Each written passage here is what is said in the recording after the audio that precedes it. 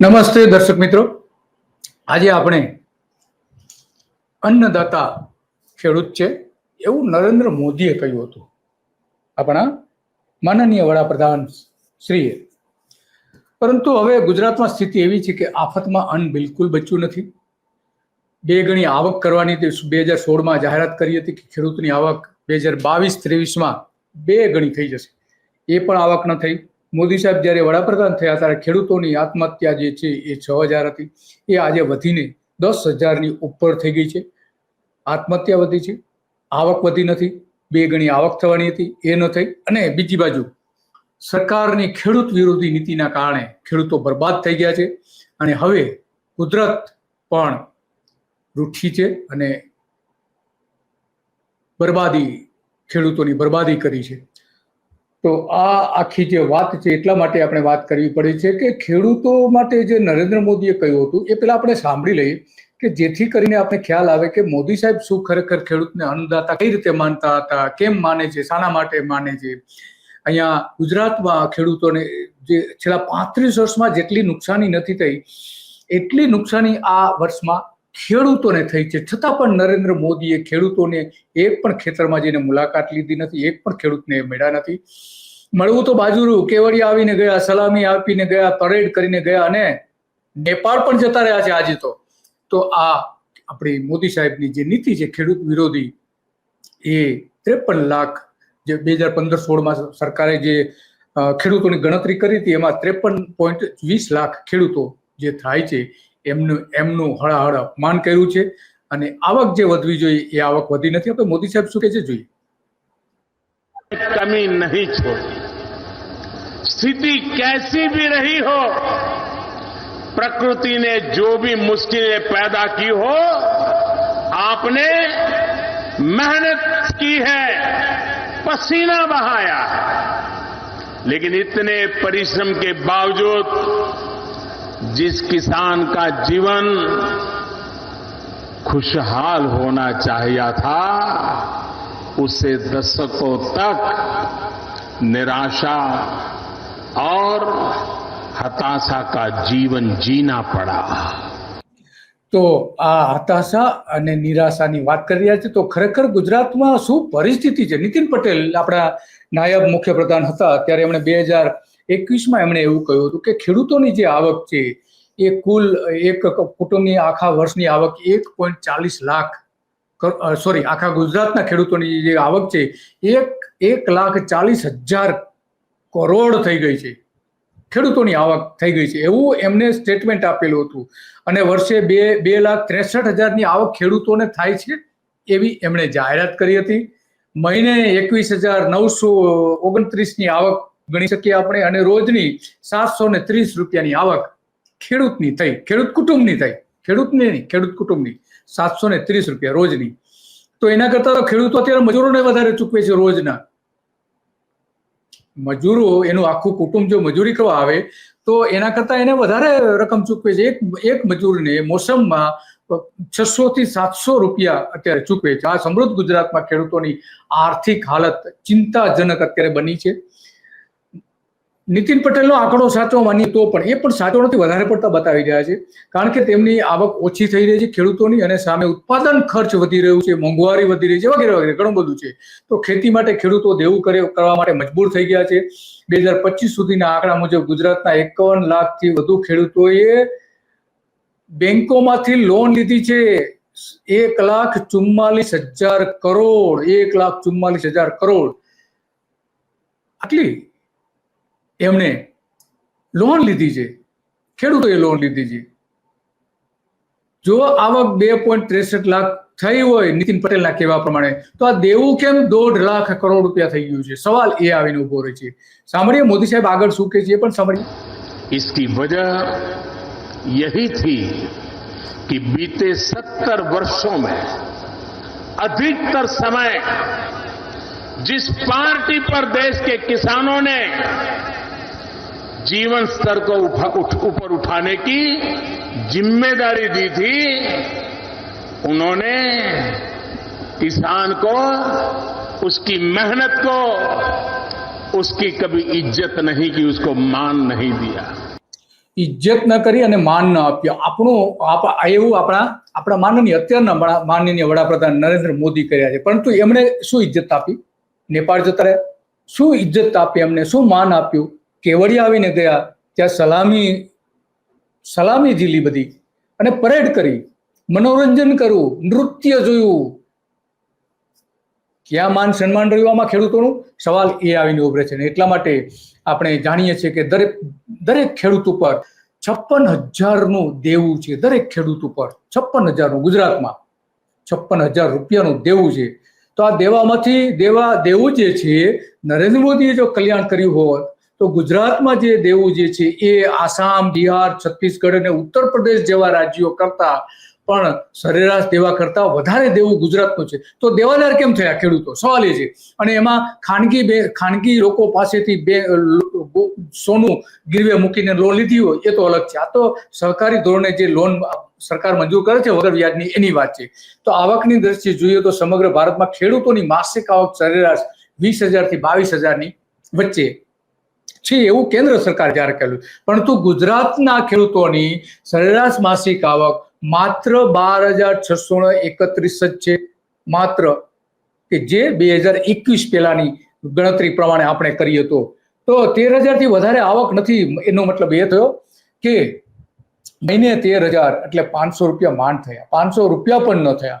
તો આ ઓછી આવકના કારણે વિકસિત ગણાતા ગુજરાતના ખેડૂતો આવકની દ્રષ્ટિએ દેશમાં 11મા નંબર ઉપર છે. મોદી સાહેબ સાંભળી લો, દેશમાં 11 નંબર ઉપર. આપણે સાંભળીએ મોદી સાહેબને, આગળ સાંભળીએ શું કહી રહ્યા છે, જોઈએ, પછી એમની જ વાત કરીશું. એક પરફેક્ટ ઘરનું સપનું એને સાકાર કરશે કોણ? Shrinathji group of companies. 10 વર્ષ પહેલા Dakshesh Shah started his journey એક સિમ્પલ ડ્રીમથી. બધાનું ડ્રીમ હોમ બનાવવાનું સપનું, એ પણ અફોર્ડેબલ પ્રાઇસમાં. 2015થી હજારો ફેમિલીઝનું સપનું પૂરું કર્યું છે. તો તમે કેમ પાછળ રહી જાઓ? આજે જ મુલાકાત લો શ્રીનાથજી સામ્રાજ્ય અને સ્વસ્તિક પાર્કની અને તમારા સપનાને એડ્રેસ આપો.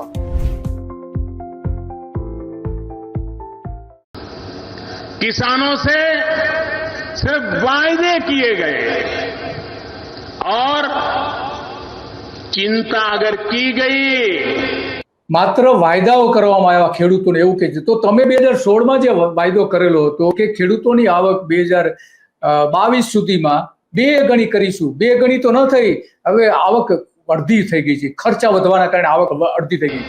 70 साल का इतिहास बताता है सिर्फ और सिर्फ एक परिवार की ही चिंता की गई, उसके सुख की ही परवाह की गई. એક પરિવાર એટલે કે ગાંધી પરિવાર, સોનિયા ગાંધીનું પરિવાર, નહેરુ પરિવાર, એની વાત કરી રહ્યા છે. તો આ ગુજરાતમાં શું થયું છે? તમારા નેતાઓ, તમારા કાર્યકર્તાઓ સાયકલ લઈને ફરતા હતા, એ આજે કારમાં ફરી રહ્યા છે. તમે એક નેતાની વાત કરી રહ્યા છો, તો અહીંયા તો સેંકડો નેતાઓ, હજારો નેતાઓ, લાખો નેતાઓ એવા છે ભારતીય જનતા પાર્ટીના કે જે સમૃદ્ધ થયા છે. એના વારસદારોને હવે વારસદાર જાહેર કરવામાં આવે છે, રાજકીય વારસદાર જાહેર કરવામાં આવી રહ્યા છે. આપણે જોયું હમણાં પરસોત્તમ સોલંકી એના દીકરાને હમણાં 2 દિવસ પહેલા જ વારસદાર જાહેર કર્યો છે કે મારી જગ્યાએ એમને ટિકિટ મળશે, આવી ચોખ્ખી જાહેરાત કરી છે. તો આ વારસદારો તો ભાજપના ઉભા થયા છે. ગુજરાતમાં અનેક નેતાઓના સંતાનો અત્યારે અલગ અલગ જગ્યા ઉપર હોદ્દાઓ ધરાવે છે. અમિત શાહના સંતાન જે છે એ વિશ્વનો ક્રિકેટ જે આખી સંસ્થા છે એના અધ્યક્ષ બનાવી ગયા, ભલે બેટ ન પકડેલું હોય છતાં પણ. તો આવા તો અનેક નેતાઓ છે કે જે આ રીતે આગળ આવ્યા છે. સાંભળ્યા છે. किसानों के लिए अवैज्ञानिक तरीके से बेसिर पर ऐसी योजनाएं बनाई गई, लेकिन व्यवस्थाएं खुद के परिवार के लिए तो बेहतरीन से बेहतरीन बनाते गए. અહીંયા નીતિની વાત કરે છે કે ખેડૂતો માટે નીતિ ન બનાવી, પણ નરેન્દ્ર મોદીની ગુજરાતની સરકારને સુપ્રીમ કોર્ટે કહ્યું છે કે ગુજરાતમાં એગ્રીકલ્ચર પોલિસી બનાવો, નીતિ બનાવો. આજ સુધી બનાવી નથી. આજે 7 વર્ષ થયા, 7 વર્ષ થઈ ગયા છે નીતિ બનાવવા માટેની. અને નરેન્દ્ર મોદી પણ કેન્દ્રમાં એગ્રીકલ્ચર નીતિ નથી બનાવતા. તો કેમ આ બે મોઢાની વાત આપણા માનનીય વડાપ્રધાન કરી રહ્યા છે? ભલે તમે આવક બે ગણી ન કરી શકો, પણ કૃષિ નીતિ તો કમસે કમ બનાવો, જેના આધારે વિકાસ નક્કી થાય કે કઈ દિશામાં જવું છે ખેડૂતોએ, કઈ દિશામાં લઈ જવા છે, એ સૌથી મહત્વનું બની જાય છે. પરંતુ આજે જે નરેન્દ્ર મોદીની સરકાર અને ગુજરાતની સરકાર જે ખેડૂતો માટે જે બજેટનો જે દર વધવો જોઈએ એ એગ્રીકલ્ચર બજેટ પણ સરકારો વધારતી નથી, ઘટાડી રહી છે. 2020-21માં 18% રકમ વાપરી ન હતી, પડી રહી હતી એગ્રીકલ્ચરની. તો આ મૂળ વાત છે. વાસ્તવિક ખર્ચ જે થવો જોઈએ એના કરતાં 4% ઓછો ખર્ચ કર્યો છે 17 થી 18 ની વચ્ચે. તો આ બધી જ વાત છે. કૃષિ પરિવારોની વાર્ષિક સરેરાશ આવક 1,20,000 કે જેમાં 6,000નો વધારો થયો હોવાનો દાવો કરે છે, પરંતુ સામે મોંઘવારી જે છે, ફુગાવો એટલો બધો વધી ગયો છે, ચીજ વસ્તુઓ મોંઘી થઈ ગઈ છે, ખેડૂતોને પૂરતા ભાવ નથી મળતા. એ પ્રમાણે જે આવક વધી છે એમાં વાસ્તવમાં તો ઘટાડો થયો છે. તો આ આખી વાત છે. અને બીજી બાજુ પાક વીમા યોજના બંધ કરી દીધી છે નરેન્દ્ર મોદીએ ગુજરાતમાં, એકમાત્ર ગુજરાતમાં. किसानों के लिए घोषणाएं तो बहुत की गई, लेकिन कांग्रेस ने सपने एक ही देखे. તો આ મૂળ વાત છે. નરેન્દ્ર મોદીની બે મોઢાની વાત છે. ઘોષણાઓ તો અનેક કરી, તમે કેટલી બધી ઘોષણાઓ કરી, પણ એનો અમલ શું થયો છે? તમે જ્યારે સત્તા પર આવ્યા હતા ત્યારે જ્યારે માસિક આવક, જે કૃષિ માસિક આવક હતી પરિવારની, ખેડૂતોની, તો 6,246 રૂપિયા હતા. અને પછી 18-19માં તમારા જે 5 વર્ષ પૂરા થયા ત્યારે એ 10,000 વધી હોવાનો તમે દાવો કરી રહ્યા હતા. વાસ્તવમાં એવી પરિસ્થિતિ નથી. તો આ જે વાત છે, એક બાજુ સબસિડી તમે ઘટાડી રહ્યા છો ને એક બાજુ તમે આ બધી બાબતો કરી રહ્યા છો, તો બીજી બાજુ ખેડૂતોની આત્મહત્યા કેમ વધી રહી છે? સવાલ એ આવે છે. માનો કે વિકાસ થયો હોય તો ખેડૂતોની આવક જે 2024માં 10,112 ખેડૂતોએ આત્મહત્યા કરી હતી, 2020માં 5,580 ખેડૂતોએ આત્મહત્યા કરી હતી, 2019માં 5,957 ખેડૂતોએ આત્મહત્યા કરી હતી, 2018માં 5,763 ખેડૂતોએ આત્મહત્યા કરી હતી, 2017માં 5,955 ખેડૂતોએ આત્મહત્યા કરી હતી, અને 2016માં 6,270 ખેડૂતોએ આત્મહત્યા કરી હતી. આમ આપણે જોઈએ તો છેલ્લા 10 વર્ષમાં લગભગ 70,000 જેટલા ખેડૂતોએ આત્મહત્યા કરી હોવાનો સરેરાશ નીકળે છે. તો કેમ આત્મહત્યા કરી રહ્યા છે? અને એટલા માટે નરેન્દ્ર મોદીને સવાલ છે કે તમે જે કહી રહ્યા છો એ બિલકુલ વાજબી નથી. અને બીજી બાજુ જે તમે કહી રહ્યા છો એ કહો છો કે હું આવક चाहता हूं, उन्होंने इस चुनाव के संकल्प पत्र में एक महत्वपूर्ण निर्णय किया है. उन्होंने कहा है कि भारतीय जनता पार्टी सरकार बनने के बाद हम छोटे किसानों की फसल का कर्ज माफ कर देंगे. દેવું માફ કરી દઈશું એવી વાત કરી રહી છે. તો આ મોદી છે, વાદાઓ કરે છે, વાયદાઓ કરે છે, એને અમલ કરતા નથી, એને ખેડૂતોને ભરમાવે છે. માત્ર આજ કરતા આવ્યા છે. આજે ગુજરાતનો ખેડૂત દુઃખી છે, અન્નદાતા દુઃખી છે, અને નરેન્દ્ર મોદી કહી રહ્યા છે ખેડૂત મારો અન્નદાતા છે, અન્નદાતા નથી. આ બાબત ખેડૂતોને મોદી માટે લાગુ પડે છે. એની ભયંકર શોષણ થઈ રહ્યું છે. કોઈ કાળજી લેવામાં નથી આવી ભારતીય જનતા પાર્ટીની કેન્દ્ર સરકાર અને ગુજરાત સરકાર દ્વારા. બસ આજે આટલું જ, અને આવા જ મુદ્દાઓ પર કાલચક્રમાં ચર્ચા કરતા રહીશું. નમસ્તે.